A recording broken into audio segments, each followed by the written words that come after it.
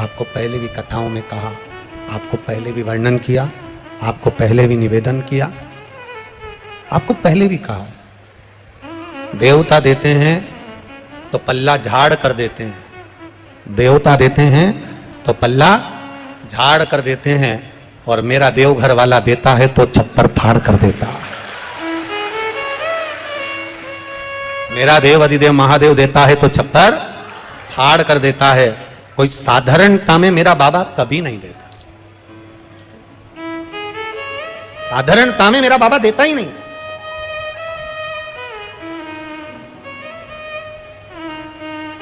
अभी हम यहां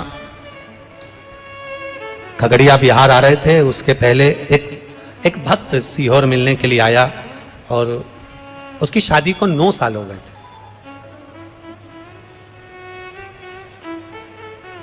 और टीवी के माध्यम से कथा सुनकर उसने सफेद आंकड़े की जड़ का प्रयोग करा था और 9 वर्ष शादी को हो गए थे संतान में। अब उसकी पत्नी ने एक बार पशुपति व्रत करा, संतान गर्भ नहीं ठहरा। दूसरी बार उसने फिर 1-2 महीना छोड़कर फिर पशुपति व्रत करा, गर्भ नहीं ठहरा। तीसरी बार फिर पशुपति व्रत करा, गर्भ नहीं ठहरा। चौथी बार पशुपति व्रत करने के लिए आतुर हुई और बाबा की कृपा, पहला सोमवार पूरा हुआ और डॉक्टर ने बोला कि तुम्हारा गर्भ ठहर गया। डॉक्टर बोले तुम्हारा गर्भ ठहर गया। यहीं ऊपर एक कुर्सी ला दो उनकी।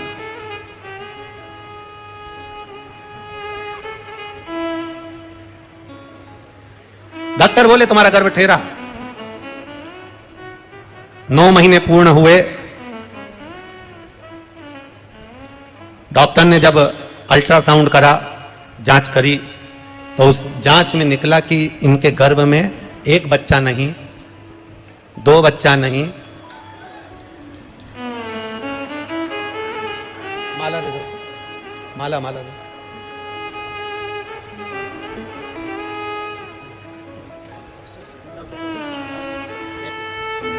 माला लाओ ना।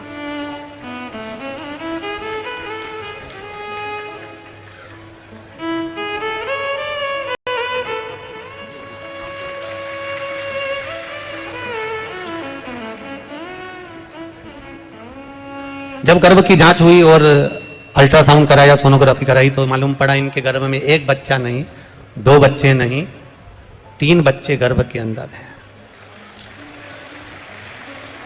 अब बड़ा आश्चर्य हुआ।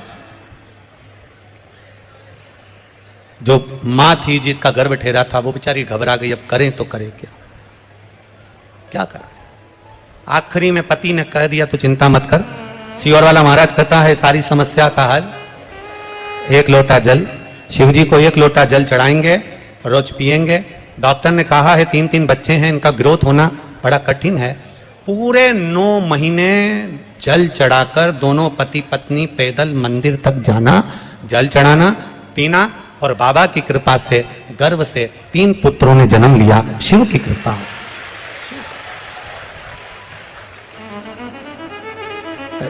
हमारे सुनील के पास वो फोटो भी होगा, जरा आस्था चैनल पर अगर बन सके तो मोबाइल में से वो फोटो जरूर चलाएं। 3 बच्चों को हम गोदी में लिए हुए हैं। उसको लेकर जब वो सीहोर आए कुबेरेश्वर धाम को प्रणाम करने, तो वो तीनों बच्चे हमारी गोदी में दिया। हमने कहा ये शिव कृपा नहीं तो और क्या है, शिव करना, ये शिव की उदारता, ये शिव की कृपा।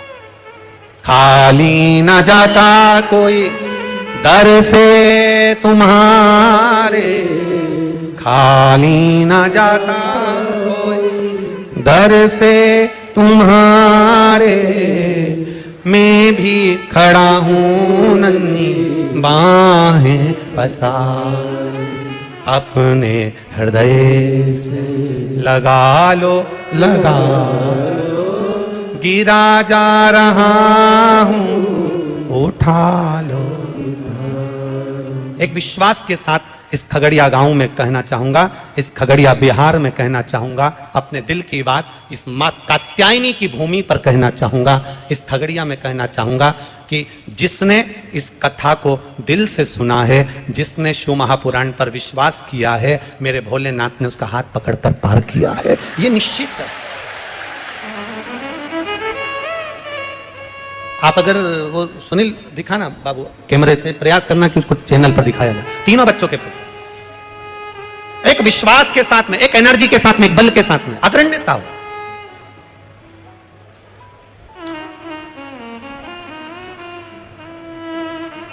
आपका भरोसा पक्का रखिए। ये तीन बेटों ने पत्र लिखा कि हमारी नौकरी लगी, इन्होंने विश्वास पक्का रखा, अपना कर्म करा, अपनी मेहनत करो, मेहनत करने के लिए कभी पीछे मत हटना। गीता जी में भगवान कृष्ण कहते हैं मेहनत से पीछे मत हटो, कर्म करते रहो। शंकर भगवान नंदी को ज्ञान देते हैं तो कहते हैं मेहनत करो, कर्म से पीछे मत हटो। भगवान शंकर ने भस्मासुर को जब ज्ञान दिया, सोने का कंकण दिया, तब कह दिया कर्म करना। भगवान शंकर ने लंकाधिपति रावण को जब सब कुछ प्रदान करा तो कह दिया अपना कर्म से पीछे मत हटना। भगवान शंकर कर्म कहने करने का वर्णन करते हैं, मेरा शिव कर्म को प्रधान मानता है, कर्म करो और कर्म के साथ में विश्वास पक्का रखो। जब हमारा विश्वास, जब हमारी दृढ़ता पक्की होगी तो ये निश्चित है हमें शिव तत्व प्राप्त होगा और हम जो चाहेंगे वो मेरा भोलेनाथ प्रदान कर देगा। ये शिव तत्व प्राप्ति तब हो जाती है। आप मित्रता 200 से, आपके क्लास में 200 लोग हैं, 200 लड़के हैं, 200 बच्चे हैं, उनसे मित्रता मत रखो।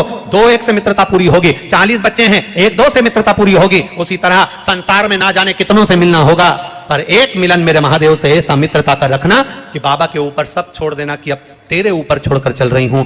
मैंने सुना शिव महापुराण में कि तू एक कंकर में शंकर समाहित होता है।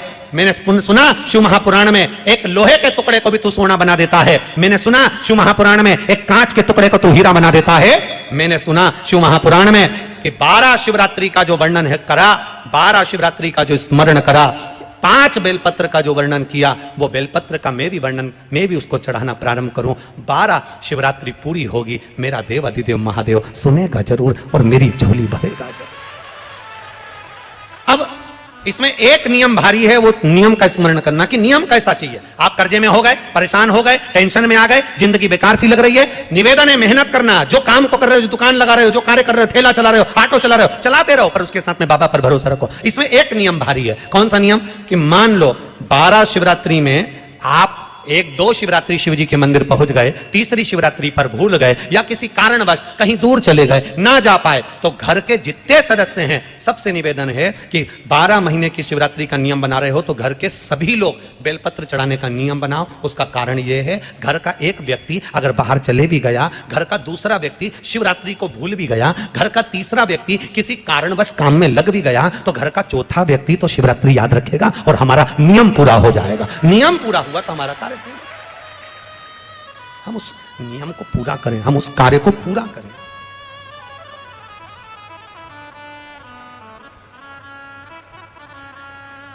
मेरे बाबा दया करना,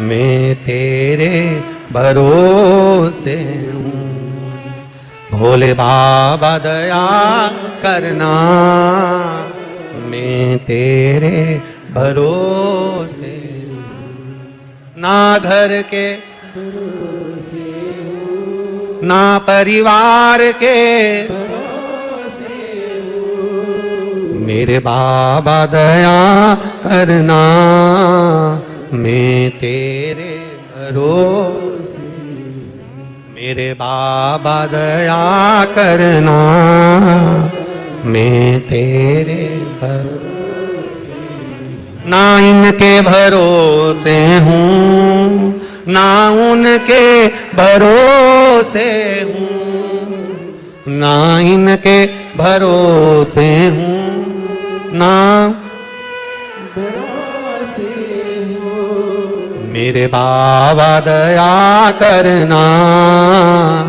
मैं तेरे भरोसे, मेरे बाबा दया करना, मैं तेरे भरोसे।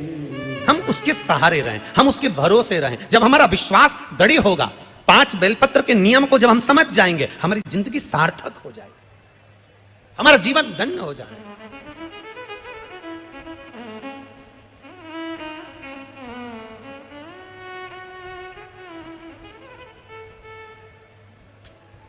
बाबा से विश्वास, भरोसा, दृढ़ता। नंदी भगवान शंकर का मित्र भी है, नंदी भगवान शंकर का गुरु भी है, नंदी भगवान शंकर का शिष्य भी है, नंदी भगवान शंकर का गण भी है, नंदी भगवान शंकर का वाहन भी है, नंदी भगवान शंकर का अवतार भी है, नंदी भगवान शंकर का पुत्र भी है। नंदी ये कोई साधारण नहीं, जिस नाम को नंदीश्वर शिव महापुराण को हम सुन रहे हैं, इसको समझना जरूरी है। शंकर भगवान ने नंदी को एक बार गुरु भी माना है।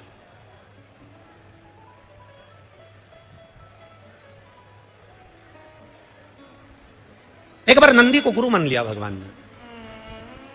जब ब्रह्मा जी झूठ बोल दिए, केतकी के फूल ने झूठ बोला, तो भगवान ने कह दिया केतकी मैं तुझे श्राप देता हूं, तू शिव पर कभी नहीं चढ़ेगी। गौ माता को श्राप दिया भगवान ने झूठ बोलने पर कि तू झूठ बोली है, इसलिए तेरा पूरा शरीर पूजा जाएगा पर तेरा मुख अपूज्य होगा, अपूज्य। अब महाराज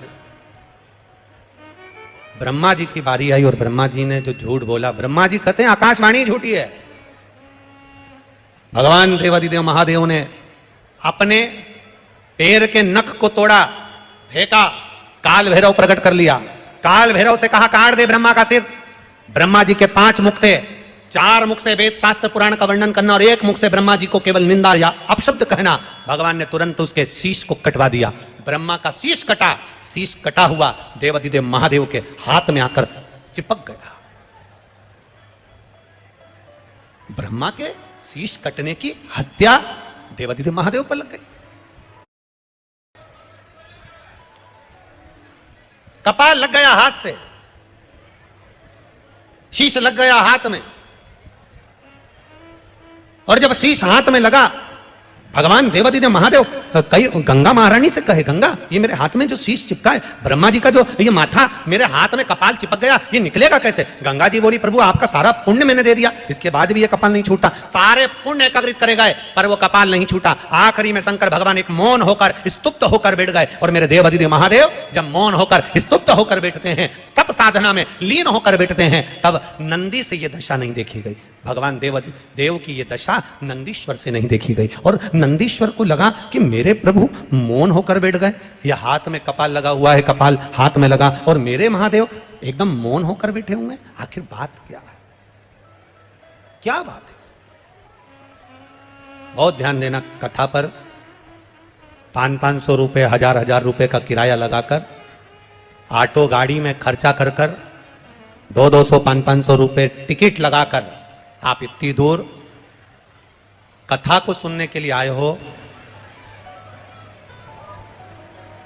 10 रुपए के पानी के पाउच या 20 रुपए की पानी की बोतल के चक्कर में कथा मत छोड़ देना, इतना ध्यान रखना। हमने पहले भी कथा में कहा है आपको, कथा सुनने आओ तो पानी की कितनी बोतल साथ लेके आओ? जम के बोलो जरा। पानी की 2 बोतल अपने साथ में लेकर आओ, एक अपने लिए और एक अपने पास में जो बैठा हो, जिसको अपन नहीं पहचानते, नहीं जानते, और उसको प्यास लगे तो पानी दे दो। अपने बैग में 4 बिस्कुट के पुड़े डाल लाओ, 2-4 टॉफी डाल लाओ। अगर किसी को लगे, बच्चे हैं, बड़े हैं, भूखा है, प्यासा है, बैग में से निकाल कर दे दो। पर चलती कथा में अगर कहीं कोई आपको डिस्टर्ब करे या आपको लगे तो उसके हाथ पैर जोड़कर कह दो भैया हम बाद में पी लेंगे, हम बाद में ले लेंगे, अभी कथा सुन लेने दे। 500 रुपए खर्च कर कर आई हूं कथा सुनने के लिए, बस मुझे सुन लो। धारण ये छूट ना जाए। बहुत बहुत ये गोस्वामी परिवार ने अगर कथा करवाई है तो ये साधारणता नहीं है।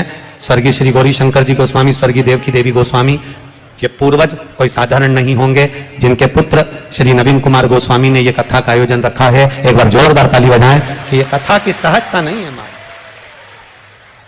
साधारणता नहीं है। ये कहीं शिव कृपा हुई होगी तो ये कथा हो गई।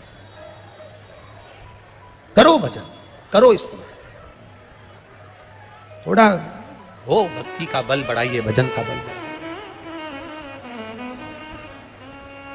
हाथ में कपाल चिपका है, ब्रह्मा जी का कटा हुआ शीश चिपका है,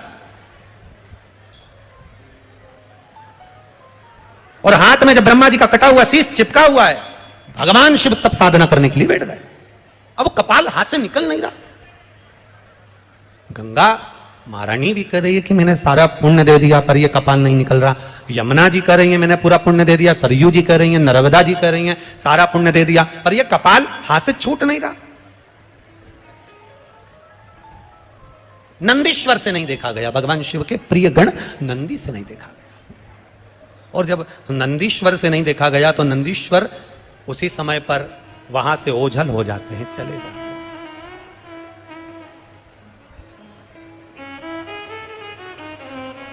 नंदीश्वर ओझल कहते हैं 3 दिन तक माता पार्वती जी को नंदी नहीं दिखे। 3 दिन।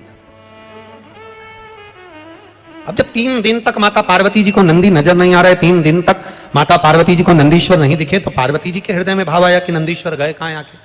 अब 3 दिन तक ना दिखने के बाद में नंदीश्वर ने एक छोटे से बछड़े का रूप ले लिया और छोटा सा गाय का बछड़ा, छोटा सा गाय के बछड़े का रूप रखकर नंदीश्वर भगवान शंकर जहां तप साधना कर रहे थे, गाय के बछड़े का रूप धरकर नंदीश्वर भगवान शंकर के पास में आ गए। और बछड़े का रूप लेकर नंदीश्वर शिव जी के पास में आकर जब रंभाना प्रारंभ करा, मां कहकर पुकार रहे हैं, मां कहकर पुकार रहे हैं, ओम कहकर पुकार रहे हैं, मां कहकर पुकार रहे हैं।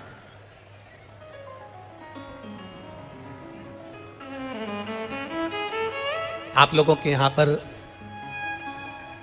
जो लोग गाय को पालते हैं, गौ माता की सेवा करते हैं, उनके घर में बछड़ा होता है तो बछड़ा जब चिल्लाता है ना तो उसके बोलने में एक शब्द निकलता ओम। क्या शब्द निकलता है? ओम। ओमा, ऐसा शब्द निकलता है। सुना है कि नहीं सुना आप लोगों ने? सुना है ना? गाय का बछड़ा जब चिल्लाता है ओम कर कर चिल्लाता है, ओमा मां, ऐसा शब्द कर कर जब चिल्लाता है तो उसमें ओम का नाद होता है। ओम का नाद। अब बछड़े ने चिल्लाना प्रारंभ करा और बछड़ा जैसे जैसे चिल्लाया, शंकर भगवान तप साधना में डूबे थे और देवादिदेव महादेव जब तप साधना में डूबे हुए और बछड़ा चिल्ला रहा है, जम के आवाज लगा रहा, मां मां मां चिल्ला रहा है, बहुत तेज तेज चिल्ला रहा है। शिव जी के नेत्र खुल गए, तप साधना टूट गई। भगवान शंकर की जब तप साधना टूटी,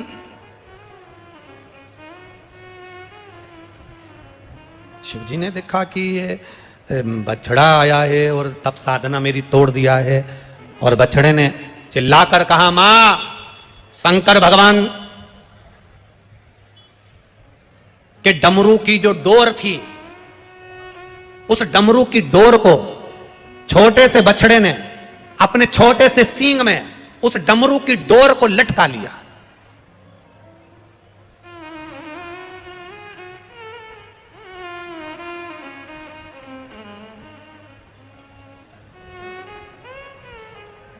डमरू की डोर को अपने छोटे से सींग में लटका लिया और डमरू को लेकर मेरे उस छोटा सा बछड़ा भागते भागते भागते भागते जा रहा।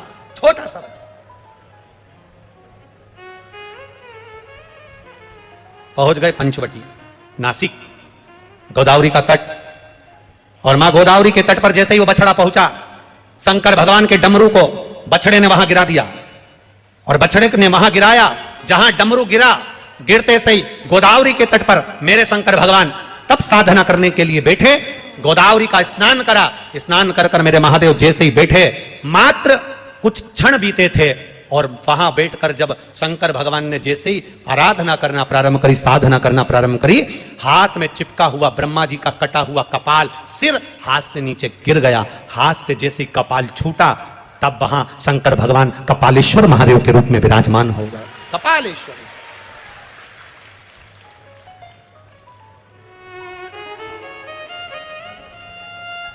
दुनिया के केवल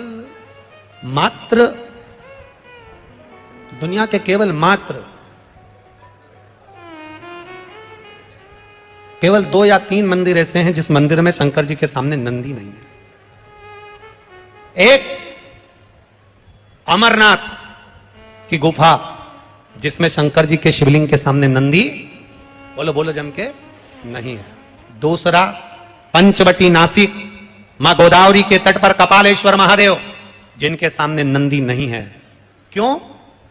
नंदी छोटे से बछड़े का रूप रखकर शंकर भगवान को ज्ञान दिया बिठाया, तब कराया, हाथ से कपाल छूट गया।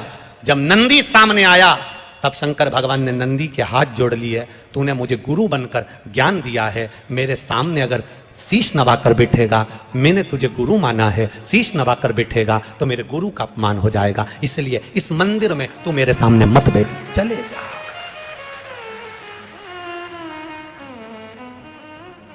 नासिक का पंचवटी में कपालेश्वर महादेव गोदावरी के तट पर एक ऐसा मंदिर, भारत की भूमि का वो सिद्ध मंदिर जहां पर भगवान शंकर अपने नंदी को सामने नहीं रखते हैं, क्योंकि मैंने इसको गुरु माना और गुरु ज्ञान दिया, इसलिए मुझे गोदावरी के तट तक पहुंचा दिया। गुरु ने ज्ञान दिया तो यहां तक पहुंचा।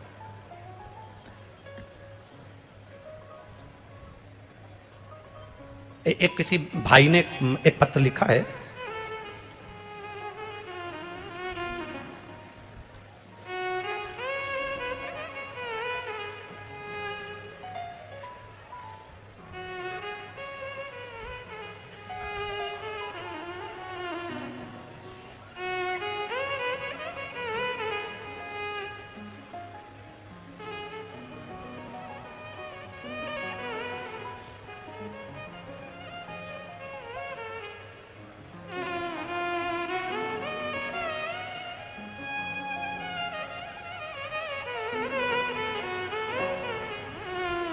मैं राजकुमार साव, लखीसराय बिहार। लखीसराय, ठीक है। मैं राजकुमार साव, मामा ट्रांसपोर्ट, लखीसराय बिहार। मेरा मोबाइल नंबर ये है। गुरुजी कहीं बैठे हैं मामा ट्रांसपोर्ट वाले? लखीसराय बिहार से आए, आप ही हैं? तो हाथ हिला दो ऐसे, हर हर महादेव। आपने बड़ा सुंदर कहा गुरुजी, एक पान लाया हूं, एक सुपारी लाया हूं और आपको निमंत्रण देने आया हूं कि एक कथा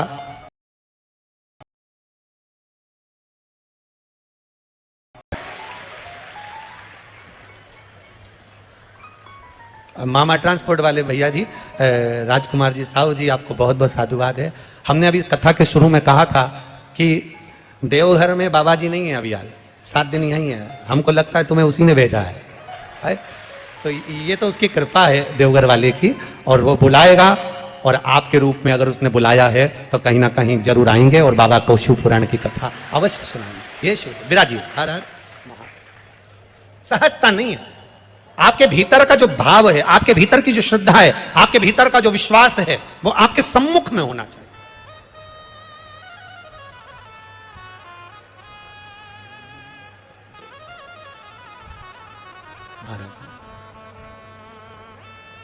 देखी है जब से ये तस्वीर जब से सवर गई है तकदीर में। ओ देवघर वाले रे, ओ डमरू वाले रे, देवघर वाले रे, ओ डमरू वाले रे, अब तो हो जा मेहरवा, ओ देवघर वाले रे, अब तो हो जा मेहरवा, ओ देवघर वाले रे, मेरा दिल तुझ पे कुर्बान, ओ देवघर वाले रे, मेरा दिल तुझ पे कुर्बान, ओ देवघर वाले रे, अब तो हो जा मेहरवा, ओ डमरू वाले रे, अब तो हो जा मेहरवा, ओ डमरू वाले रे, ओ देवघर वाले रे, ओ डमरू वाले रे, देवघर वाले रे, ओ डमरू वाले रे, हाँ देवघर वाले रे, ओ डमरू वाले रे, देवघर अब तो हो जा मेहरबा, ओ देवघर वाले रे, अब तो हो जा मेहरबा, ओ देवघर वाले रे, मेरा दिल तुझ पे कुर्बान, ओ डमरू वाले रे, मेरा दिल तुझ पे कुर्बान,